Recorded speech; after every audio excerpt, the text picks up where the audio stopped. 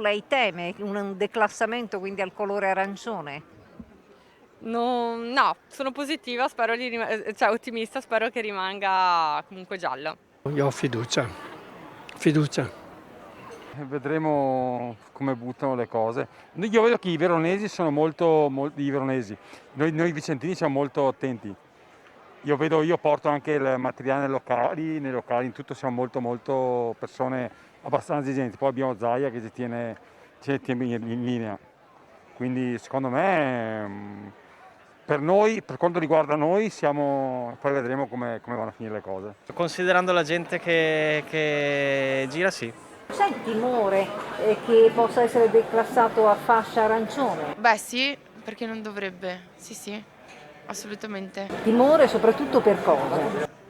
Per la chiusura di tutte le attività penso, cioè almeno per quanto mi riguarda per quello. Beh, in qualche modo ci stiamo preparando dentro, no? Perché mi sa che sarà una situazione inevitabile.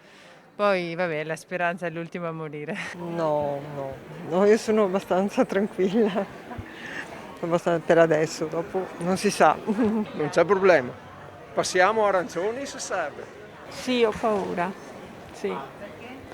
Beh, perché penso che ogni giorno aumenta la percentuale delle persone che non stanno bene, quindi penso di sì. E per quanto riguarda i mercati, almeno parlo per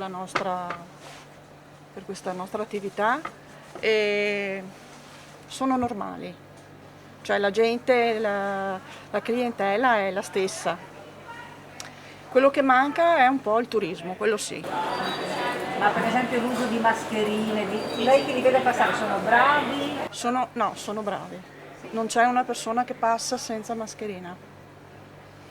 Sì, questo cioè lo dico perché io lo osservo sempre, per cui tutti in maschera. Noi veneti penso che sappiamo quello che dobbiamo fare e come dobbiamo comportarci, per il resto non c'è problema. Da turisti, da lavoratori un po' diverso.